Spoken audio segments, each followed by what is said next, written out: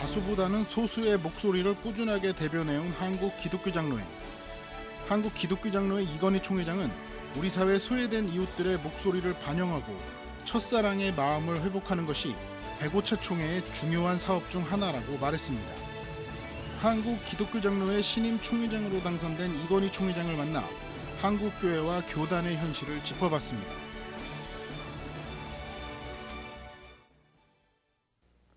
네, 목사님 오늘 이렇게 시간 내주셔서 감사합니다. 네.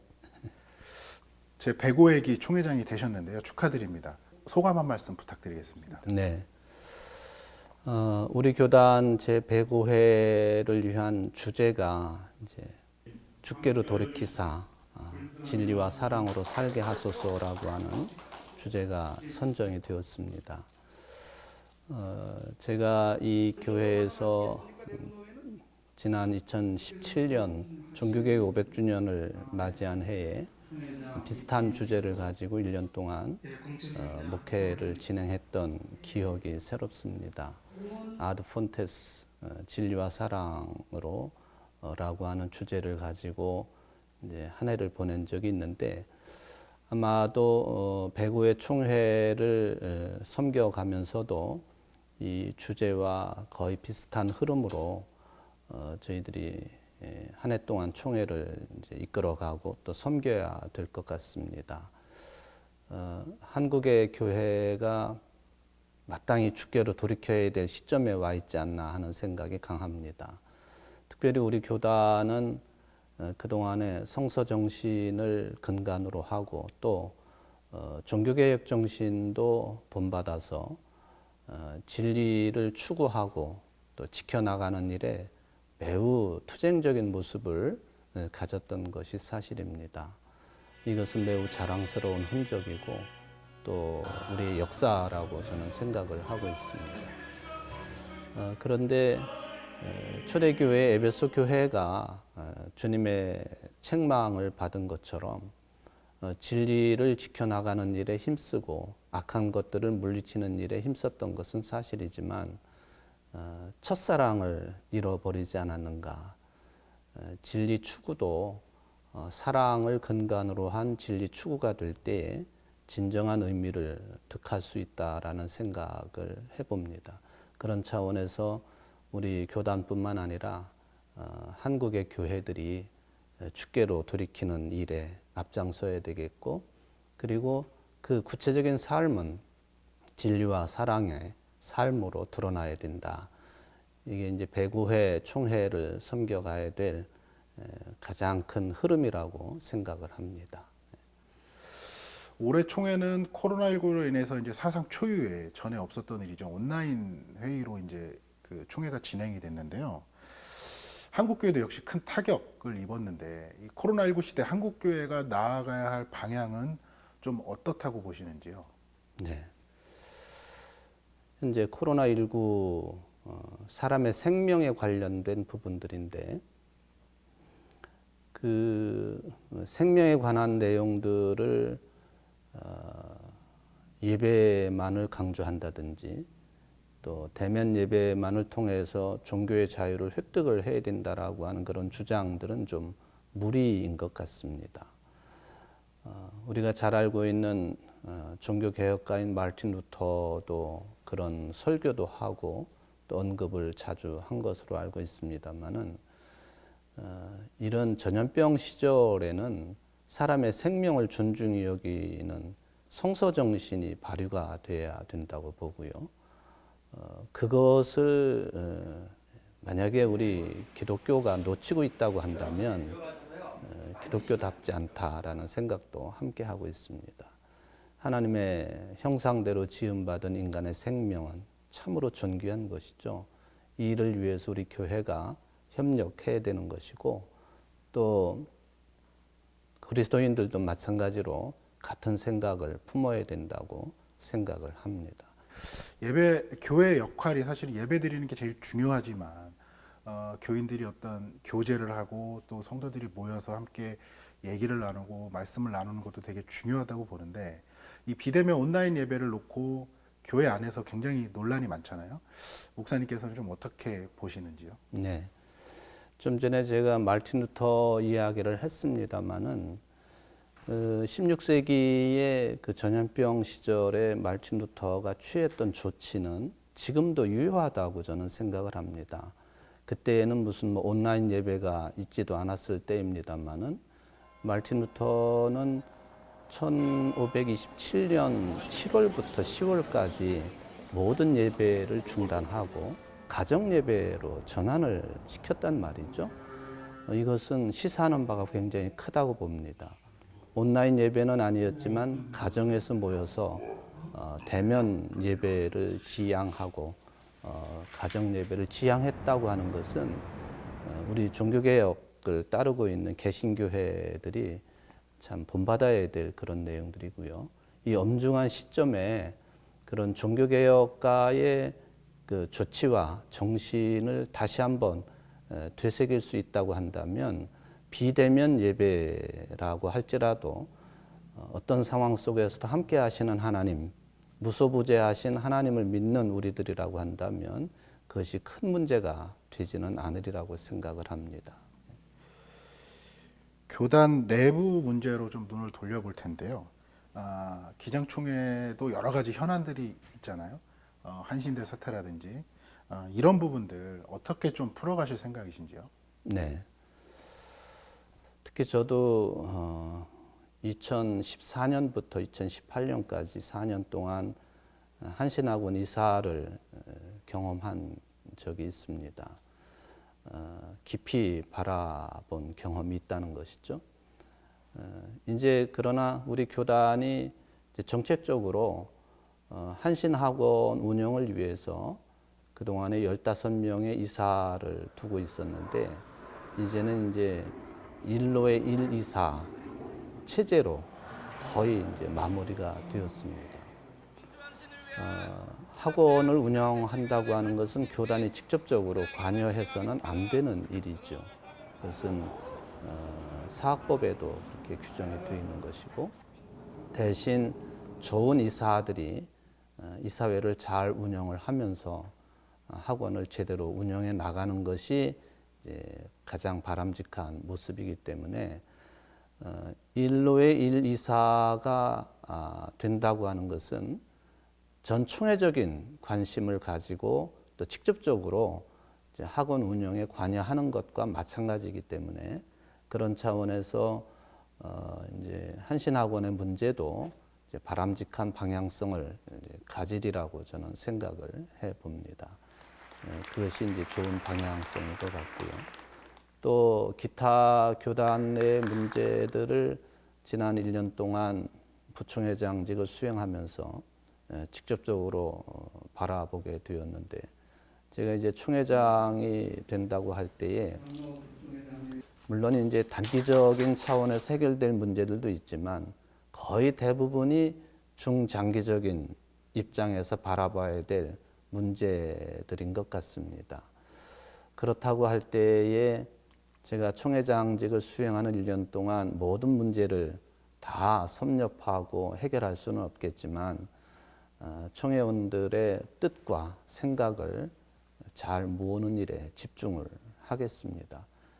한국교회 안에서 기장은 유일하게 진보교단이라는 명칭이 붙어 있는데요. 1980년대 민주화 시대 때는 기장의 역할이 정말 대단했잖아요.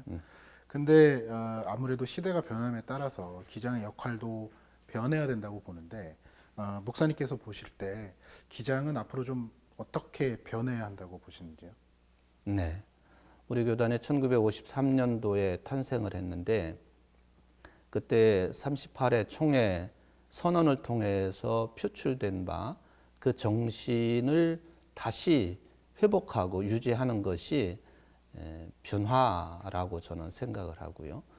그 얘기는 곧 이런 출발 정신을 그동안 우리들이 놓치고 있지 않았는가 하는 생각이 크기 때문에 그렇습니다. 그런 정신들을 되살리는 것이 곧 종교개혁 정신이고 또 성서의 정신으로 돌아가는 것이라고 저는 생각을 합니다. 변화가 어떤 모습을 가져야 되는지에 대해서는 다양한 의견들이 있을 수 있겠지만은 이러한 그 처음 정신으로 돌아가는 것이야말로 변화를 위한 가장 큰 디딤돌이 된다고 생각을 하고 있습니다. 그 기장뿐만 아니라 모든 교단에서 지금 목사 후보생들이 줄어들고 있잖아요. 혹시 목사님께서는 이 부분에 대해서 좀 어떤 생각을 갖고 계신지 궁금합니다. 네. 저는 생각하기를 목사 후보생들이 줄어드는 것이 문제가 아니라 정말 훌륭한 자질을 가지고 있는 목사 후보생들을 양성해내는 것이 더 중요한 관점이고 문제라고 하는 생각을 가지고 있습니다. 물론 목사 후보생들의 숫자가 주는 것도 사실이고 또 공부를 다 마치고도 목회 현장으로 들어가지 않는 그런 학생들이 많아지는 것도 사실입니다만은 좀 더 우리가 깊은 관심을 가지고 마치 뭐 이런 비유가 맞을는지 모르겠습니다만은 가톨릭에서 신부를 양성해내는 그런 모습들을 살펴보면은 어려서부터 신부를 보좌하는 복사 시절부터 아이들을 잘 관리하고 또 보살피고 그리고 양육을 해서 저들이 이제 그 신학을 공부할 수 있도록 배려하는 모습을 볼 때에 우리 한국의 교회들이 교회 안에서 자라나고 있는 어린 세대로부터 좀 깊은 관심을 가지고 또 온전한 인격을 함양시키고 그리고 신학을 공부할 수 있는 아이들을 잘 발굴을 해서 오랜 시간 동안 배려하고 관심을 기울이고 뿐만 아니라 신학교에 들어가게 되면은 제 생각에는 전체를 다 기숙사 생활을 시켜야 된다고 보고 있고요. 그리고 온전한 장학금을 지급을 해서 그 학생들이 그런 문제 때문에 고민하지 아니하고 신학에 열중을 하고 그리고 인격을 함양하는 일에도 많은 그 도움을 받아서 그 온전한 그 목회자들을 탄생시키는 것이 그게 가장 기본적인 일이라고 생각을 하고 있습니다. 기장총회는 지금 한국 기독교 교회 협의회에서 아주 핵심적인 역할을 맡고 있는 교단인데요. 한교총 등 보수 연합 기관이 있잖아요. 목사님께서는 이런 보수 연합 기관 운동, 보수 연합 운동에는 좀 어떻게 참여하실 계획이 혹시 있으신지 여쭤보고 싶습니다. 네.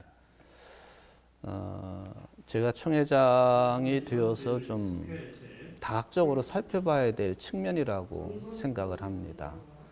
현재 우리 교단은 NCCK하고 한장총의 책임적인 그런 그 관여를 하고 있는 입장입니다.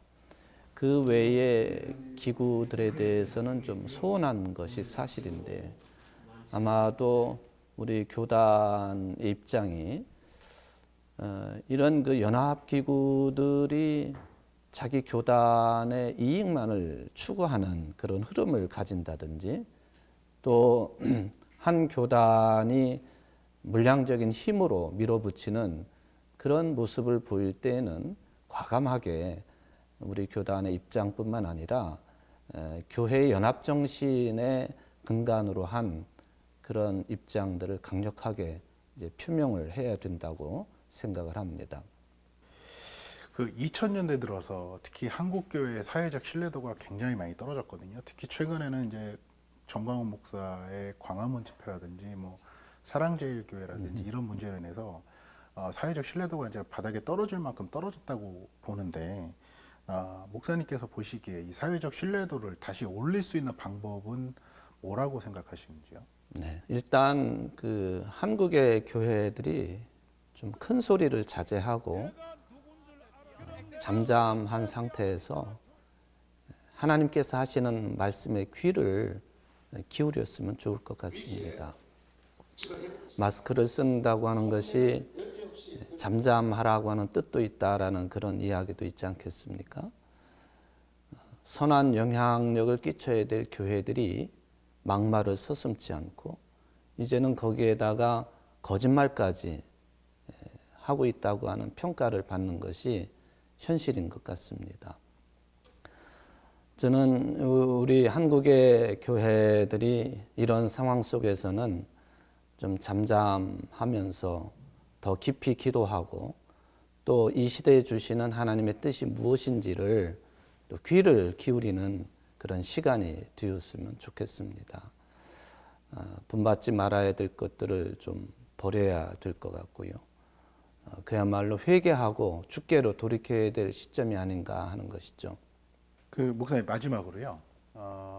기장총회 총회장으로서 교단사나 목회자들과 교인분들에게 한 말씀 해주신다면 어떤 게 있을까요? 네.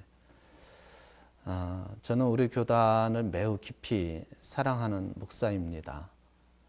이제 총회장직을 1년 동안 수행을 하게 되겠는데, 저는 우리 교단과 또 교회들, 또 교우들을 위해서 끊임없이 깊은 기도를 하겠습니다.